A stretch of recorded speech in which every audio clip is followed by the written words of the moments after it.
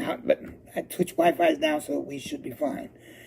As I was saying, with respect to this court case in Illinois, I guess he's the defendant.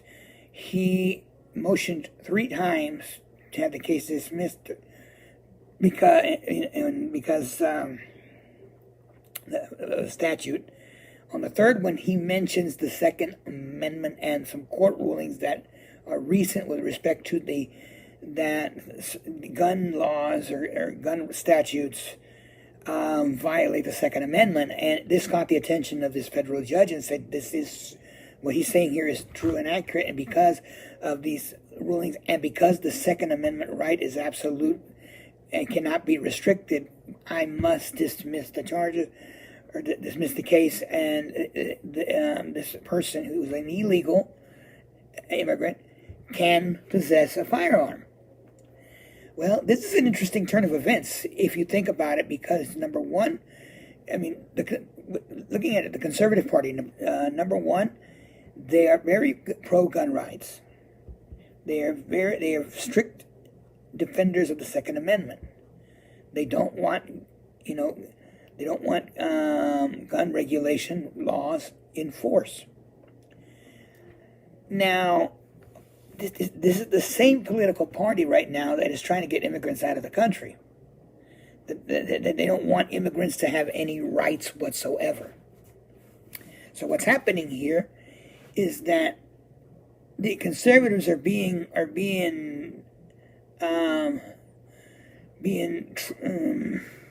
basically, this whole thing is they're being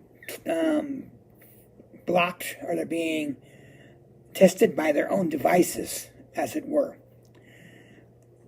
It's going to be interesting to see how this is going to play out, because if conservatives don't want immigrants to have the rights to maintain weapons or bear arms, then they have to concede their argument about defending the Second Amendment. Okay?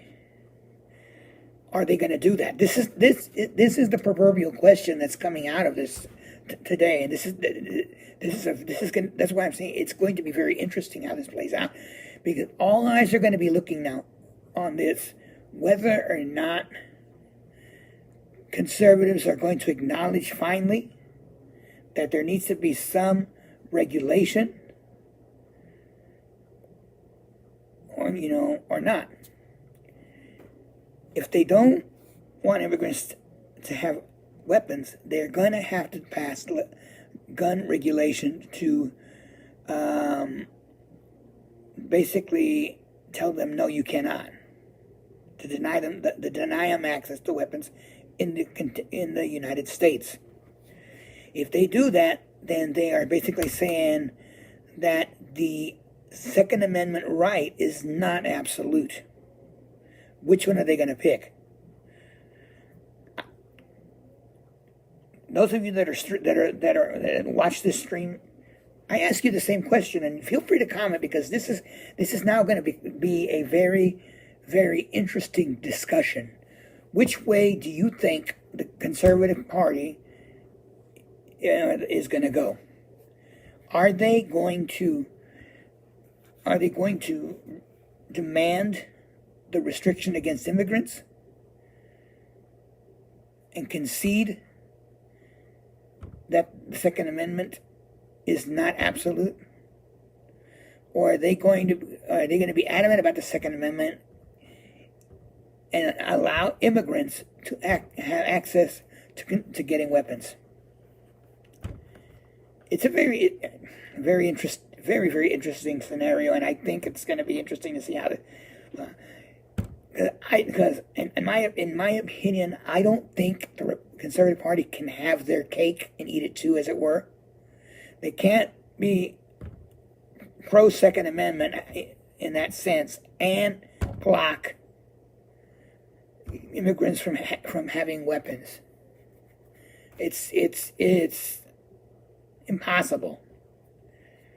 So this is gonna be very interesting to see how this plays out.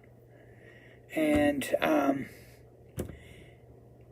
I think comments on this are going to be very interesting too.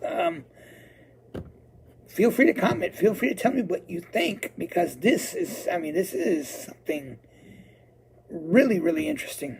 I mean, I'm not going one way and I'm not going the other, because, I've always been of the opinion, and I'll be honest, that there should be some sort of regulation to prevent the mass shootings that we've been having. Because obviously training of officers to combat these suspects has not been successful.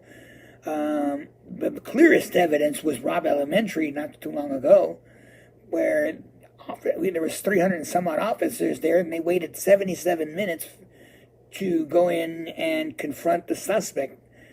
How many children ended up dying? 21, I believe it was, ended up dying as a result of it. If that doesn't tell you that there's something wrong with the mechanisms that are being put in place, nothing will. So that was my opinion. But even still, I didn't really force the issue much, because I knew that I was going to come off as being political in a sense, even though my intentions were never politically motivated or never politically based. So, but now that this question has surfaced, this is a question that basically it's a power struggle, but within the same conservative party, because they're the ones that are pushing both issues. Where are they going to come? And as it is with them being so divided right now, within their own party, there's no way they're gonna come to an agreement between the two topics. It's gonna be extremely difficult, if not impossible. We'll just have to wait and see. But it is a very interesting development, and I found it, actually, to be honest with you, I found it kind of humorous, maybe funny, because I'm like, okay, now the Conservative Party is going to be stuck between a rock and a hard place.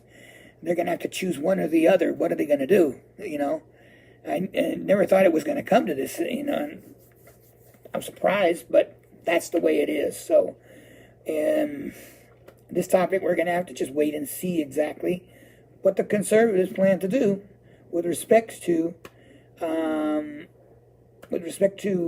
this particular court case. It's going to be a wait-and-see game. I just wanted to talk about these two topics, and I hope that this has been informative.